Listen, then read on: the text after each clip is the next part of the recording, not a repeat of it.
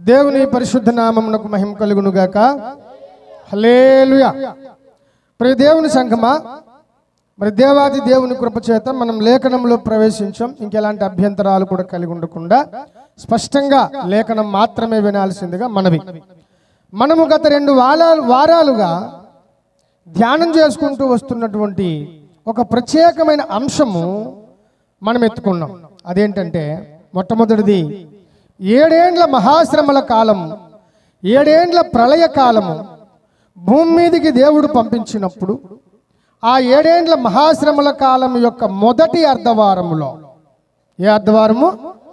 మొదటి అర్ధవారములో, అంటే మొదటి 3.5 సంవత్సరాలలో ఈ మహాప్రళయ కాలాన్ని ఆరంభించే అంత్యక్రీస్తు ఈ భూమి మీదనే ఉంటున్న ఆ సమయములలో, అదే గడియలో దేవుడు తన స్వరక్తమిచ్చి సంపాదించుకున్న సంఘము కూడా ఇదే భూమి మీద అదే మొదటి 3.5 సంవత్సరాలు ఉండినప్పుడు, అదే మొదటి 3.5 సంవత్సరాలలో యథార్థవంతులైన క్రైస్తవులను ఆదరించడానికి, యథార్థవంతులైన భూలోకపు భక్తులను బలపరచడానికి దేవుడు తన 2 సాక్షులను పంపిస్తాడు అని 2 వారాల క్రితం ఆ ప్రళయ కాలానికి ముందు వచ్చే సూచనలు, ఈ 2 సాక్షుల యొక్క పరిచర్య లక్షణాలు మనం ధ్యానించుకుంటూ వచ్చాం.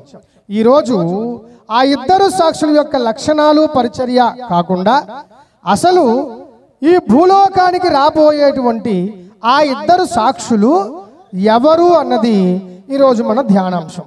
దేవునికి స్తోత్రం కలుగునుగా. ఆ 2 సాక్షులు ఎవరు అని మనం అడగటానికి ముందుగా, ఆ 2 సాక్షులు ఇదిగో వీళ్ళే అని ప్రకటన గ్రంథాన్ని వ్యాఖ్యానము చేస్తున్న చాలామంది భక్తులు, చాలామంది పండితులు అన్నవారు కూడా, అలాగే దైవ సేవకులు కూడా ఈ 2 సాక్షుల విషయంలో ఒక తప్పుడు అవగాహన కలిగి ఉన్నారు. అది సార్వత్రిక సంఘానికి, అపోస్తలిక సేవా విధానంలో పరుగులెడుతున్నటువంటి మనకు కూడా అర్థం కావాల్సిన ఆవశ్యకత ఎంతైనా ఉంది. చాలామంది ఈ 2 సాక్షులు ఎవరయ్యా అంటే వాళ్ళు ఏం చెప్తారంటే, ఒక్కసారి ఆ పరిచర్య లక్షణాలను బట్టి ఆ 2 సాక్షులు ఎవరో కొంతమంది ఒక తీర్మానానికి వచ్చారు.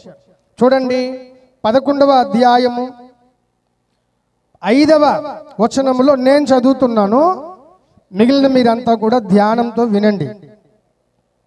ఎవడైనను ఆ 2 సాక్షులకు హాని చేయనుద్దేశించిన ఎడల వారి నోట నుండి అగ్ని బయలువెడలి ఆ 2 సాక్షుల యొక్క శత్రువులను దహించి వేయును గనుక ఎవడైనను వారికి హాని చేయనుద్దేశించిన ఎడల ఆ విధముగా వాడు చంపబడవలెను.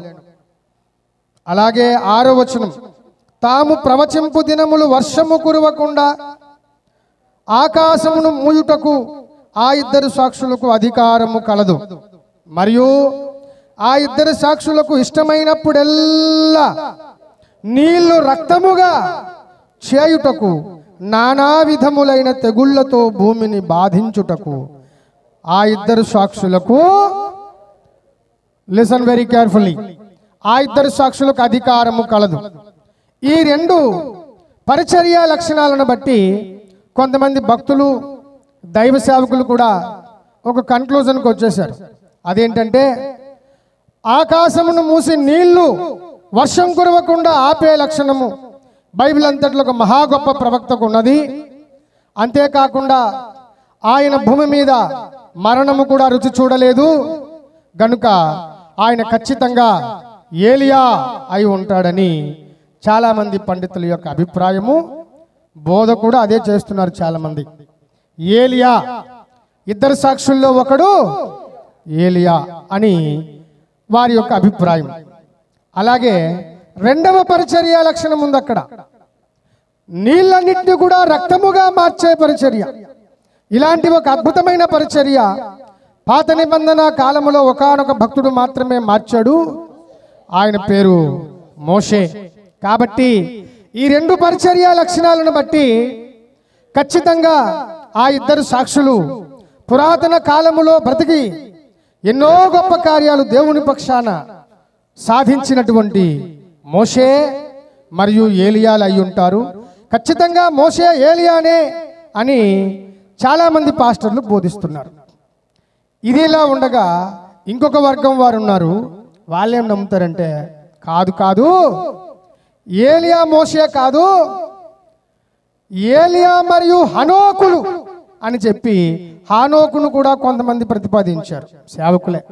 అతన్ని ఎందుకు ప్రతిపాదించారయ్యా అంటే దానికి నిజంగా వాక్యాధారం లేదు, కానీ కొంతమంది అత్యుత్సాహంతో ప్రతిపాదించారు.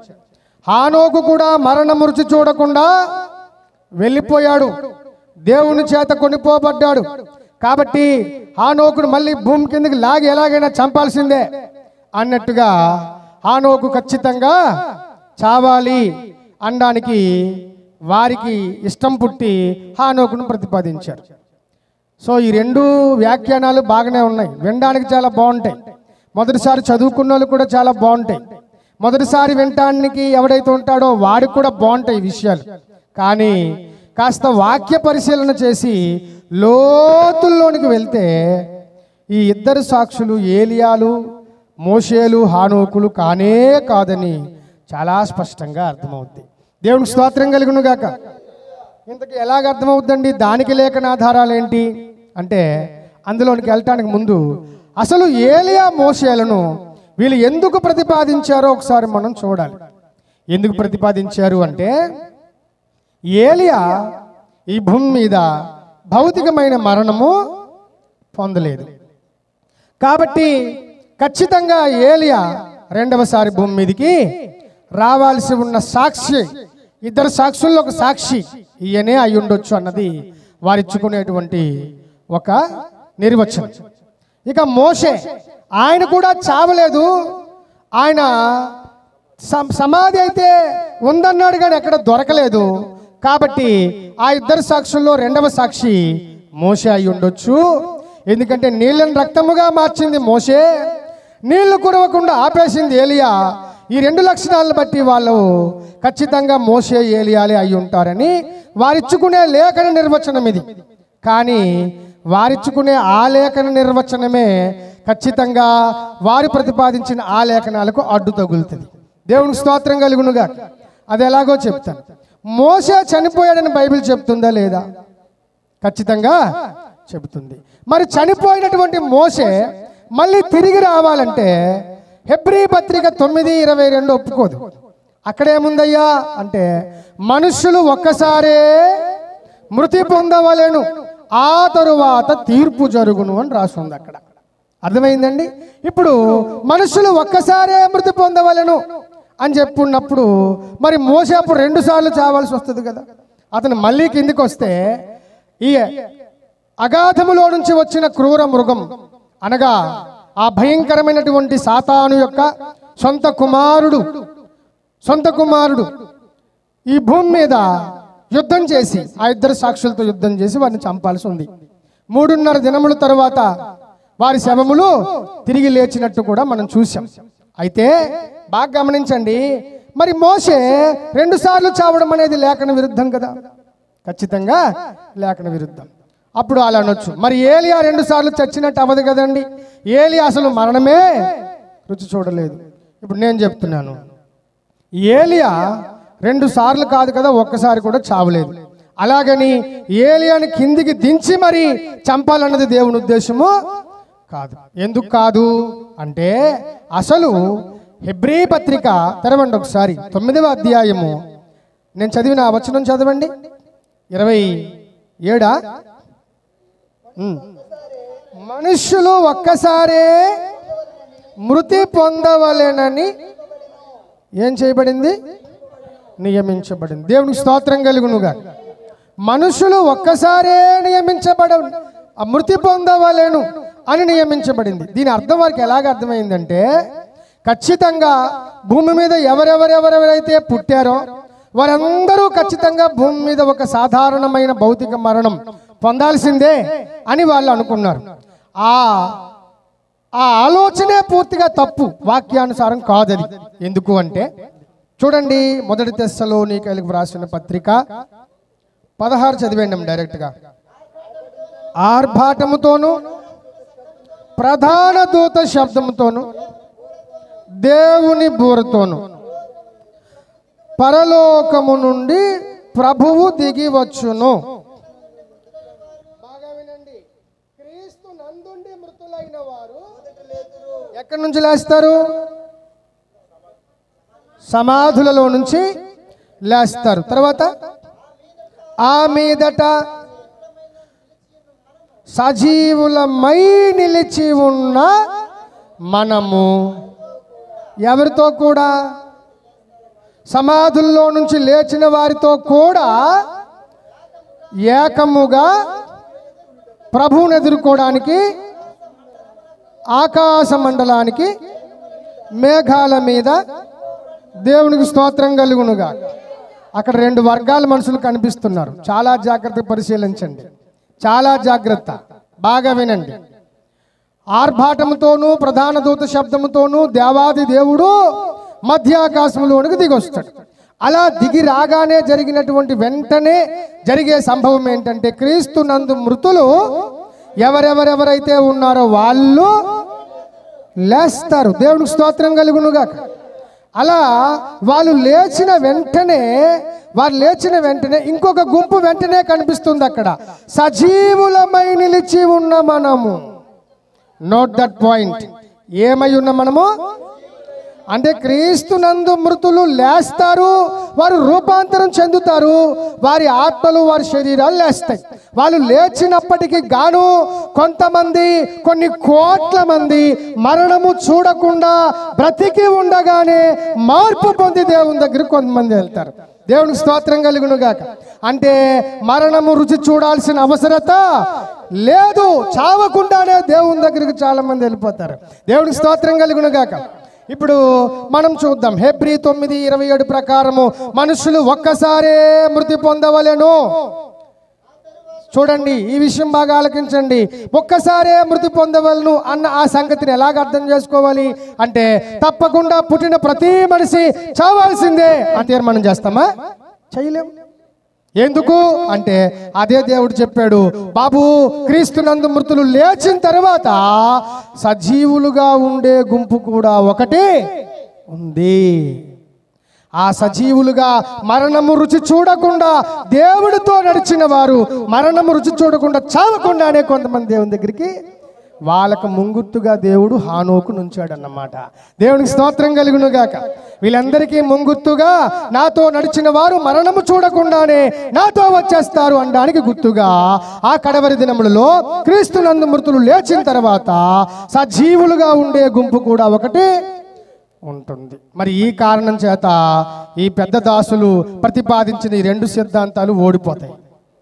ఏలియా తప్పే, మోషే తప్పే. ఏలియా తప్పకుండా చావాల్సిందే అన్నది మనం చదువుకున్న 1 తెస్సలోనికైలకు వ్రాసిన పత్రిక 4వ అధ్యాయము 16-17 వచనాల ప్రకారం తప్పు అవుతుంది. సజీవులుగా అందరూ చాలా మంది ఉంటారు, కోట్ల మంది చావకుండానే దేవుని దగ్గరికి వెళ్తారు. కాబట్టి వీళ్ళు చెప్పినట్టుగా ఏలియాను కిందికి దించి చంపేద్దాం అనుకున్నట్టుగా అవసరం పడదు. ఏలియాను కిందికి దించి చంపాల్సిన అవసరత లేదు. అలాగే మోషే అనుకుంటే మోషే వీళ్ళు ఎక్కడ మీలికి అడ్డొస్తుంది. మనుషుడు ఒక్కసారే మృతి పొందవలని ఉంది. మరి ఇది ప్రకారం చూసుకుంటే మోషే 2 సార్లు మృతి పొందాల్సి ఉంటుంది. అది లేఖన విరుద్ధం. కాబట్టి మోషే అవడానికి వీల్లేదు, ఏలి అవడానికి కూడా వీల్లేదు. మరి అయితే ఈ ఇద్దరు సాక్షులు ఎవరు? ఇప్పుడు మనం లేఖనాలు ధ్యానించాలి. దేవునికి స్తోత్రం కలుగునుగాక. ఈ ఇద్దరు సాక్షులు ఎవరు, ఏమై ఉంటారు అంటే, ఈ ఇద్దరు సాక్షుల కోసం దేవుడు ఒక అద్భుతమైనటువంటి క్లూ, ఒక హింట్ అక్కడే ఇస్తున్నాడు. చూడండి, ఈ ఇద్దరు సాక్షులు 11వ అధ్యాయంకి వచ్చేయండి. మన మూలవాక్యం వచ్చారా? చదవండి. ఈ ఇద్దరు సాక్షులు భూలోకములో ప్రభువు ఎదుట నిలుచుచున్న, అది చూడండి, ఆ క్లూ చూడండి. రెండు ఒలీవ చెట్లును 2 దీపస్తంభములునై, దేవునికి స్తోత్రం కలుగునుగాక. ఎవరై ఉన్నారండి వీళ్ళు? ఒలీవ చెట్లు దీపస్తంభములై ఉన్నారు. లేఖనం హింట్ ఇస్తుంది. ఆ హింట్ పట్టుకొని మనం వెళ్ళాలి. అంతేగాని నాకు తోచినట్టు నేను చెప్తానంటే లేఖనం ఒప్పుకోదు. దేవునికి స్తోత్రం కలుగును గాక. లేఖనం ఒప్పుకుంటేనే అన్నీ ఒప్పుకున్నట్టుగా. లేఖనం ఒప్పకుండా మా వాళ్ళందరూ ఒప్పుకున్నారండి సంతకం చేసేయండి అంటే అవదు బాబు అంటాడు. మీ వాళ్ళు ఒప్పుకున్నంత మాత్రాన అవదు. లేఖనం ఒప్పుకోవాలి. దేన్నండి? ఈ విషయాలు ఏవైనా లేఖనం ఒప్పుకోవాలి. అయితే మరి ఎవరండి ఈ యొక్క భూలోకములో ఒలీవ చెట్లుగాను దీపస్తంభములుగాను పిలువబడుతున్నటువంటి భక్తులు ఎవరై ఉంటారు?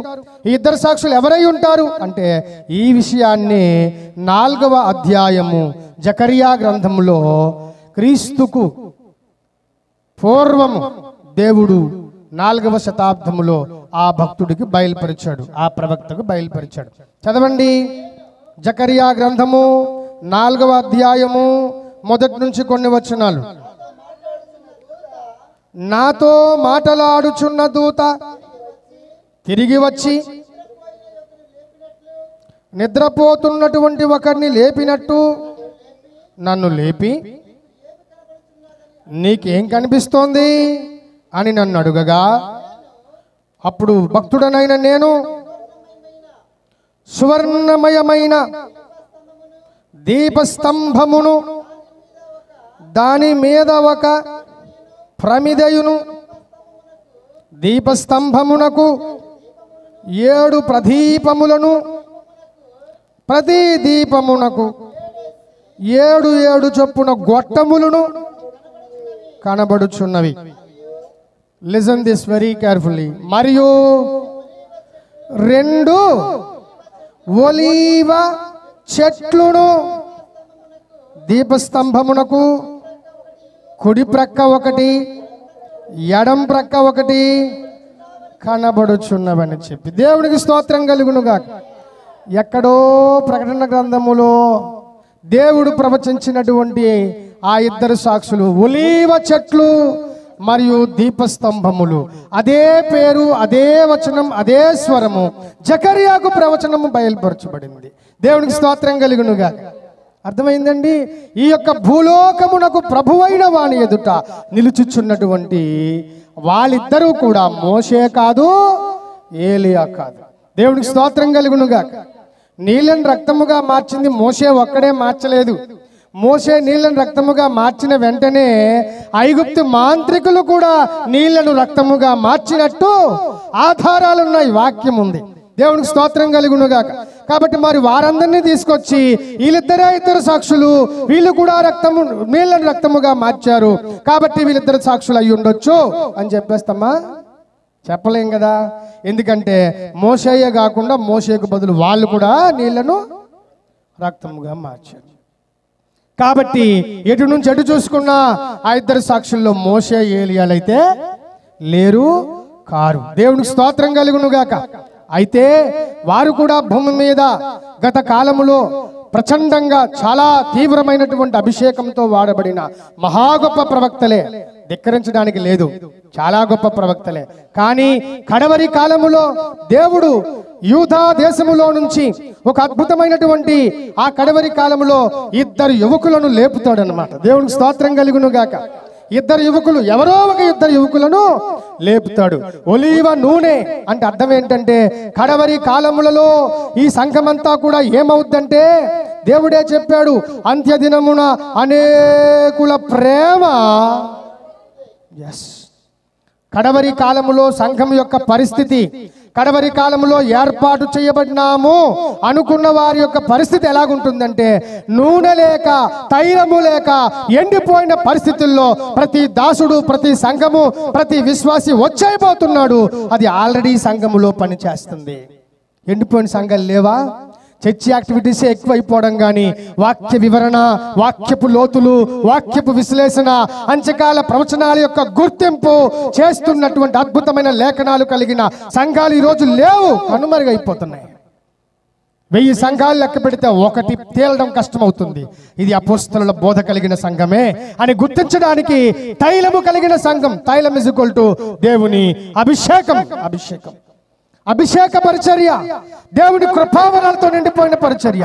ఈరోజు సంఘాలు చాలా ఎక్కువైపోతున్నాయి కానీ అభిషేకం అసలు ఎక్కడ ఏ సంఘంలో లేదు.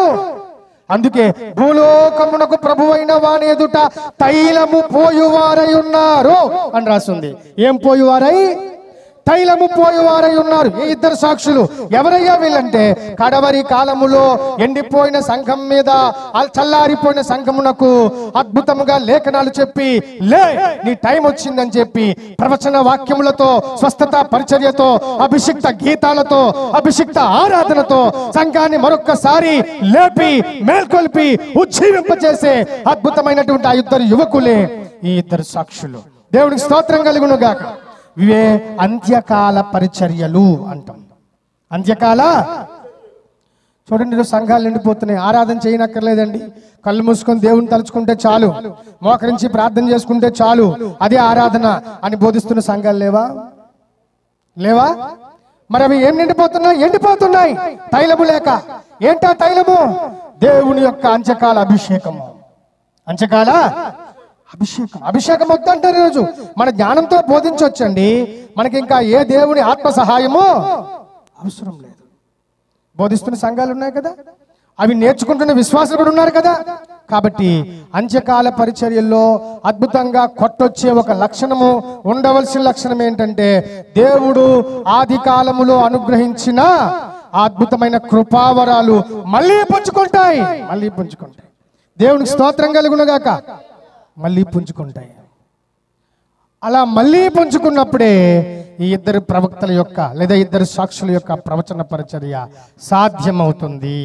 కాబట్టి ప్రవచనాలు లేవు, ప్రవక్తలు లేరు, ఆగిపోయిందని చెప్తున్న బుర్రలేని కాపర్లు, బుర్రలేని పాస్టర్లు అందరూ కూడా దీనికి ఏం సమాధానం చెప్తారు? రాబోతున్నది వాళ్ళ లెక్కల ప్రకారం అందం. ఆ రాబోతున్న వాళ్ళు ఏలియా మోషేలై ఉంటారండి అన్నారు వాళ్ళే. మరి ఏలియా ప్రవక్తనా కాదా? మోషే ప్రవక్తనా కాదా?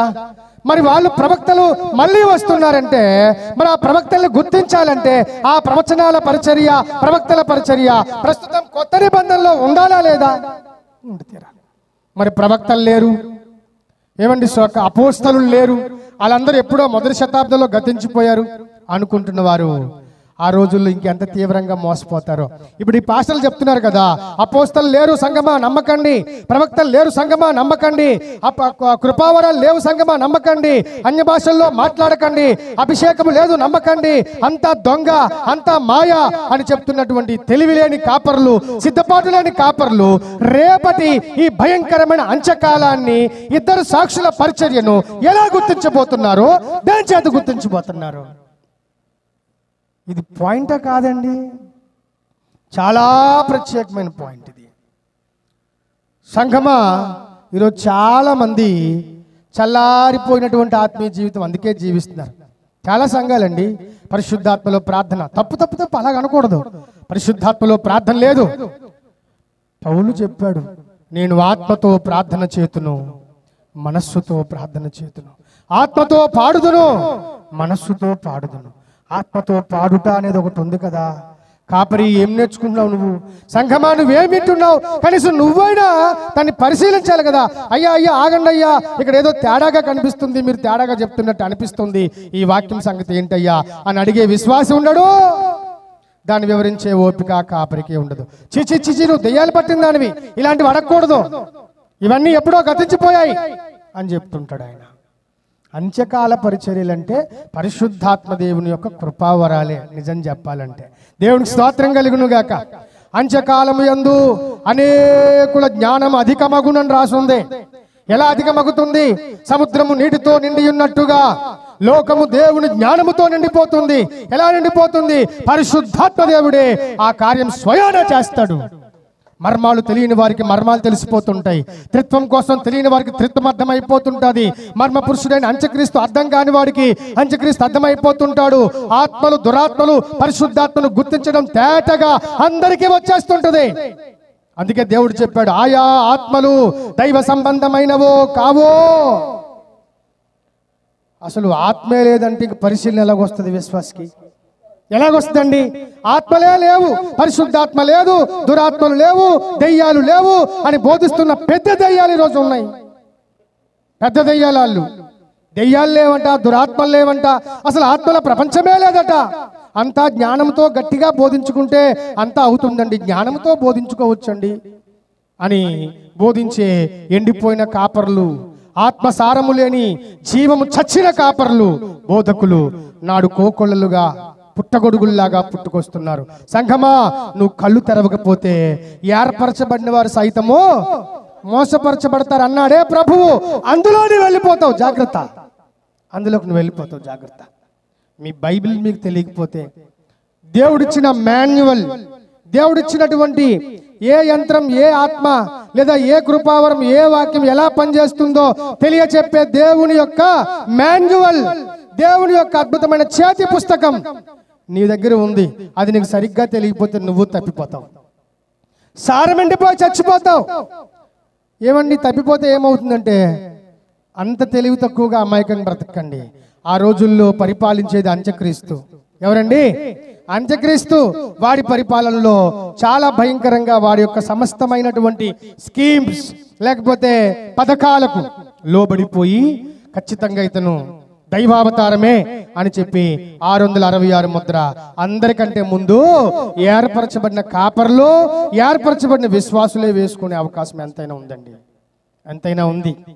కాబట్టి దేవుని సంఘమా, ఆ ఇద్దరు సాక్షులు ఎవరయ్యా అంటే అంత్యకాలములో అప్పటికప్పుడే దేవుడే ఈ భూమి మీద యూదా దేశములో నుంచి లేపబోతున్న ఇద్దరు యూదా యువకులై ఉండొచ్చు. ఖచ్చితంగా ఇద్దరు యూదా యువకులై ఉండొచ్చు. వారి మీదకి దేవుని ఆత్మ ఖచ్చితంగా దిగి వచ్చి దేశమంతటిని సిద్ధం చేస్తుంది. ఇంకొక పాయింట్, వాళ్ళు యూదా యువకులే ఎందుకై ఉండాలండి? ప్రపంచంలో చాలా దేశాలు ఉన్నాయి కదా, అక్కడి నుంచి లేపబడొచ్చు కదా అంటే దీనికి బలమైన రీజన్ ఉంది. కానీ ఆ యొక్క బలమైన రీజన్ చాలా మంది మనసులో పెట్టరు. ఆ బలమైన రీజన్ ఏంటంటే, ఈరోజు ప్రపంచానికి క్రైస్తవ్యం, ప్రపంచానికి బైబిల్, ప్రపంచానికి యేసు, ప్రపంచానికి ప్రవక్తలు, ప్రపంచానికి గొప్ప మహిమలు, ప్రపంచానికి గొప్ప ధర్మశాస్త్రం అందించినటువంటి దేశం ఏదండి? ఇజ్రాయేలు దేశం, అనగా యూదా దేశం. సో ఈ యూదా దేశము పరిపూర్ణంగా దేవుని చేత ఎన్నుకోబడిన దేశం గనుక యూదులు ప్రత్యేకించి ఆ కాలములో, అంత్యక్రీస్తు భూమి మీద పరిపాలిస్తున్న కాలములో యూదులు తీవ్రంగా వీటిని వ్యతిరేకిస్తారు. చాలా మంది వ్యతిరేకిస్తారు అంత్యక్రీస్తుని. కొంతమంది చాలా మంది నమ్మేస్తారు కూడా.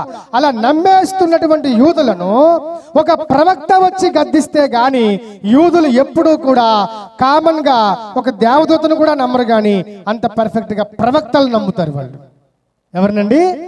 ప్రవక్తలు నమ్ముతారు. సో ఆ ప్రవక్తలే మళ్ళీ వచ్చి ప్రకటన చేస్తే తప్ప, ప్రవచనం చెప్తే తప్ప యూదా దేశం మారదు. ఆ కారణం చేత యూదా దేశములో నుంచే, యూదా యువకుల్లో నుంచే ఆ ఇద్దరు సాక్షులు పుట్టుకొస్తారు. దేవునికి స్తోత్రం కలుగును గాక. ఇంకా స్పష్టంగా తెలియాలంటే ఆ ఇద్దరు ఏమై ఉన్నారు? 2 ఒలీవ చెట్లు మరియు దీపస్తంభములునై ఉన్నారు. దీన్ని ప్రవచించింది ఎవరు? యూదుడైన ఒక ప్రవక్త, ఆయన పేరు జకరియా. సో జకరియా గ్రంథం చదువుకుంటారు. జకరియా గ్రంథంలో యూదుడే ప్రకటించాడు కాబట్టి ఇలాంటి యూదా యువకులు ఎవరో ఇద్దరు రావాలని ఆ యూదులు ఆలోచిస్తారు. కడవరి కాలంలో ఆ రాబోతున్న ఇద్దరు యువకులే మన దేశంలో నుంచే వస్తారు అని వాళ్ళు నమ్ముతారు. దానికోసమైన ఆ ఇద్దరు ప్రవక్తలు, ఆ ఇద్దరు సాక్షులు యూదాలో నుంచే రావాల్సి ఉంది. ఇది కారణం. దేవుడికి స్తోత్రం కలుగును గాక. అర్థమైందండి? గనుక సర్వలోకముకు అదొక మంచి అవకాశం అండి ఆ ఇద్దరు సాక్షుల పరిచర్య. నిజమైన అవకాశం. ఆ ఇద్దరు సాక్షులు ప్రపంచానికి సందేశం ఇస్తుంటారు. దేనికండి? ఎందుకంటే వారు అప్పటికి ఏ ప్రభుత్వంలో ఉంటారయ్యా అంటే ప్రపంచ ప్రభుత్వంలో ఉండి పరిచర్య చేస్తుంటారు. ఈ ఇద్దరు సాక్షుల యొక్క ప్రవచన పరిచర్య ఏ కాలములో అంటే అంత్యవారం లేకపోతే 7 సంవత్సరాల కాలములో మొదటి అర్ధవారమే ఈ ఇద్దరు సాక్షులు ప్రవచించబోయే కాలము. దీన్ని చాలా జాగ్రత్తగా గుర్తుంచుకోండి. ఎన్నాళ్ళు ప్రవచిస్తారు వాళ్ళు? ఎన్నాళ్ళండి? 3.5 సంవత్సరాలు, అనగా 42 నెలలు. దినాల్లో చెప్పాల్సి వస్తే 1260 రోజులు ప్రవచిస్తారు. వారి యొక్క 1260 రోజులు మొదటి అర్ధవారం నుంచి లెక్క పెట్టుకుంటే 1260 రోజులు అయిపోగానే 1260వ రోజు నాడు ఈ భూమి మీద మహా గొప్ప వింత సంభవించబోతుంది. ఆ వింత ఏంటంటే, అగాధములో నుంచి ఒక క్రూర మృగము వెలుపలికి బయటకు వచ్చి, అనగా వాడు అంత్యక్రీస్తే, ఆ క్రూర మృగం అంటే అంచుకరిస్తే ఆ తదుపరి విషయాలు, అసలు అంత్యకాలాన్ని ఎలా లెక్కిస్తారో, ఎక్కడి నుంచి లెక్క పెడితే అవి 7 సంవత్సరాలు అవుతాయో దేవుని చిత్తమైతే వచ్చే వారాలలో అవి చెబుతాను. మెట్టికి ఇప్పుడు బాగా వినండి. ఆ క్రూర మృగం, అగాధములో నుంచి వచ్చే క్రూర మృగము ఈ ఇద్దరు సాక్షులతో యుద్ధం చేసి చంపేస్తుంది. దేవుడు తన జీవాత్మను పంపించి వీరిలోనికి ప్రవేశింప చేస్తాడు. దేవునికి స్తోత్రం కలుగును గాక. ఇలా ప్రవేశిస్తుందో లేదో వెంటనే చచ్చిపోయిన ఆ ఇద్దరి శవములు కూడా కాళ్ళు ఊని నిలబడడం ప్రారంభిస్తారు. వెంటనే అందరూ ఆశ్చర్యపోతారు. ప్రపంచ ప్రజలందరూ ఆశ్చర్యపోతారు, మిక్కిలి భయపడిపోతారు, నిశ్చేష్టులైపోతారు. దాన్ని ఎవరు ఆపలేరు. ఇన్ని గొప్ప వింతలు రాబోయే లోకంలో సంభవించబోతున్నాయి. ఇది నా ప్రభు సెలవిచ్చిన ప్రవచన వాక్కు జరగడం తథ్యం. ఎందుకంటే మిగిలిన కాలాలన్నీ జరిగినాయి కాబట్టి. దేవునికి స్తోత్రం కలుగునుగాక. సో ఆ ఇద్దరు అలా లేస్తారో లేదో, అలా లేచినటువంటి ఆ మరుక్షణమే నేను మీకు మళ్ళీ చెప్తున్నాను, పోయిన వారం కూడా చెప్పాను, అంతటితో భూలోకములో 7 సంవత్సరాల మహాశ్రమల కాలములో మొదటి అర్ధవారము గతించిపోతుంది. దేవునికి స్తోత్రం కలుగునుగాక. మొదటి అర్ధవారం అంటే మొదటి 3.5 సంవత్సరాలు గతించిపోతాయి. మొదటి 3.5 సంవత్సరాలు అయిపోగానే ఇంకొక విషయం సంభవిస్తుంది. దేవుని కృప వల్ల అది ఆ కిందనే రాయబడి ఉండటం చాలా విశేషం. చూడండి, అందులోనే అదే 15వ వచనంలో ప్రభు చెప్తున్నాడు. చూడండి, నేను చదువుతాను. 7వ దూత బోర ఊదినప్పుడు పరలోకములో గొప్ప శబ్దములు పుట్టెను. ఆ శబ్దములు ఇలా చెబుతున్నాయి: ఈ లోక రాజ్యము మన ప్రభు రాజ్యమును, ఆయన క్రీస్తు రాజ్యమును ఆయను. దేవునికి స్తోత్రం కలుగునుగాక. మొదటి అర్ధవారము గతించిన వెంటనే జరగబోయే సంభవం ఏంటయ్యా అంటే, అంతటా 7వ దూత బూర ఊదినప్పుడు, 7th ట్రంపెట్, లాస్ట్ ట్రంపెట్ లేదా కడబూర. ఏ బూర అండి? ఆఖరి బూర. దేవుని బూరతోనూ ప్రధాన దూత శబ్దముతోను అనుకున్నామే ఆ బూర. 7వ దూత బూర ఊదినప్పుడు ఏం జరుగుతుందయ్యా? ఏం జరుగుతుందంటే, భూమి మీద క్రీస్తునందు మృతులు మొదట లేతురు. ఈ సందేశం ఎవరికి తెలుసు? ఎవరికి తెలుసు? క్రీస్తునందు మొదట ఉన్నటువంటి మృతులు లేస్తారు. అంటే 7వ దూత బూర ఊదగానే జరిగే సంభవం ఏంటంటే, దేవాది దేవుడు అనేకమైనటువంటి భూలోకం పుట్టింది మొదలుకొని క్రీస్తునందు మృతులైపోయిన వారి యొక్క ఆత్మలన్నింటినీ కూడా కట్టగట్టుకొని ఆయన వెంట పెట్టుకుని ఆత్మలతో దిగొస్తాడు ఆయన. దేవునికి స్తోత్రం కలుగునుగాక. అట్నుంచి ఆత్మలతో దిగొస్తాడు. ఆయన మధ్యాకాశంలోనే ఆగిపోతాడు. ఆ ఆత్మలన్నీ భూమి మీదకి వస్తాయి. వచ్చి ఎవరి సమాధి ఎక్కడుందో వెతుక్కొని, ఎవరి డెడ్ బాడీ ఎక్కడుందో వెతుక్కొని, ఆయా ఆత్మలన్నీ కూడా ఆయా క్రీస్తునందున్నటువంటి భక్తుల శరీరాల్లో సర్రమని దూరి వెంటనే వారు క్రీస్తునందున్న మృతులు దిగ్గున లేస్తారు. అది జరగబోతున్న సంభవం. దేవునికి స్తోత్రం కలుగునుగాక. ఎంతమంది బోధిస్తున్నారండి సంగతి? ఎంతమంది పని కట్టుకొని వారి వారి సంఘాల్లో ఈ సత్యాన్ని నాటుతున్నారు? ఎంతమంది చాటుతున్నారు? నాకు వచ్చని గర్వంతో చెప్పట్లేదు. రాకుండా ఉన్న నీవు ఎవరినైనా తీసుకొచ్చి చెప్పించాలి కదా, కనీసం చెప్పించాలి కదా. వచ్చని నీకు గర్వమా అని అడగొచ్చు. గర్వం తర్వాత ఇంతకీ ఈ సమాచారం లేకపోతే టోటల్ గా భూమి మీదనే ఉండిపోతుంది. నువ్వు కాస్తున్న సంఘం తప్పిపోతుంది. 7వ బూర ఎప్పుడో దాని ఆనవాలేంటో చెప్పకపోతే ఖచ్చితంగా వీళ్ళందరూ కలిపి ఇంకొక 3.5 ఏళ్ళు భూమి మీదే ఉండిపోయి శ్రమల కాలం అంతా గురైపోయి ఆఖరికి నరకం పాలైపోయే అవకాశం ఉంటుంది సంఘం అంతా. తెలుసా అండి? దేవునికి స్తోత్రం కలుగునుగాక. కాబట్టి మధ్యాకాశులకు ప్రభు దిగి వచ్చే సమయమే ఈ ఇద్దరు సాక్షుల యొక్క మరణించే సమయం. ఇద్దరు సాక్షులు మరణించే సమయమే కడబూర ఊదబడే సమయం. కడబూర ఊదబడే ఆ సమయమే క్రీస్తునందు మృతులు మొదట లేచే సమయం. ఇన్ని లింకుతో ఉంటాయి. దేవునికి స్తోత్రం కలుగును గాక. ఇది తెలిసిన సంఘమే మేఘారూఢులై రేపు రూపాంతరం చెందబోయే సంఘము.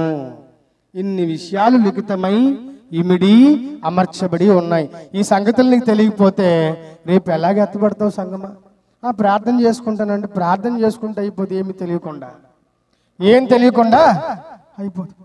ట్రైన్ ఎప్పుడు వస్తుందో తెలియకుండా రైల్వే స్టేషన్కి వెళ్ళిపోతాను, ఎలాగైనా వెళ్ళిపోవచ్చు అంటే రైల్వే స్టేషన్కి వెళ్ళిపోతే ఎలాగైనా వెళ్ళిపోతావా? ఆ ట్రైన్ ఏంటో తెలియొద్దా? దాని టైం ఎప్పుడో తెలియొద్దా? అది ఏ ట్రైనో నీకు అవసరం లేదా? లేదండి, రైల్వే స్టేషన్ కదా, ఏ ట్రైన్ అయినా పర్లేదు. ఏ ట్రైన్ అయినా ఎక్కితే మీ ఊరు ఎలాగొస్తుంది? మీ ఊరు ఎలాగొస్తుంది? రాదు కదా. సంఘంలోనికి వచ్చేసినంత మాత్రాన్ని నువ్వు ఎత్తబడవు, చిన్న ప్రార్థన చేసేసుకున్నంత మాత్రాన్ని నువ్వు ఎత్తబడవు, వాక్యం లైన్గా చదివేసినంత మాత్రాన్ని నువ్వు ఎత్తబడవు, బైబిల్ అంతా 3 సార్లు పూర్తి చేసినంత మాత్రాన్ని నువ్వు ఎత్తబడవు. ఎత్తబడాలంటే ఆ గుర్తులేంటో, ఆ ఆనవాలేంటో, ఏ పూర ఎప్పుడో, దేవుడు ఏం తర్వాత ఏం చేయబోతున్నాడో సమాచారం అంతా నీకు తెలిసి తీరాలి, తెలిసి ఉండాలి. అప్పుడే నీవు ఎత్తబడతావు. దేవుడు స్తోత్రం కలుగును గాక.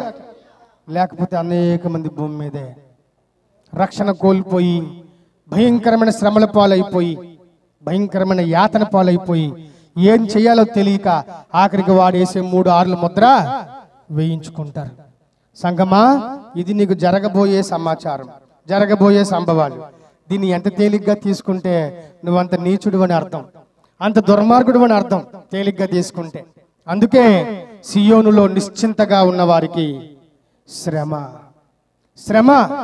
దేవుని సంఘములో, దేవుని మందిరములో, దేవుని నిర్మాణములో నిశ్చింతగా నా 50 రూపాయలు నాకు వచ్చేస్తున్నాయిలే, ఎందుకు ఇవన్నీ నాకు ఏటట, ఇవి వింటే ఏంటి వినకపోతే ఏంటి అంటుంటే, అలా నిశ్చింతగా సియోనులో నిశ్చింతగా ఉన్న వారికి శ్రమ, శ్రమ, శ్రమ, శ్రమ, చాలా శ్రమ.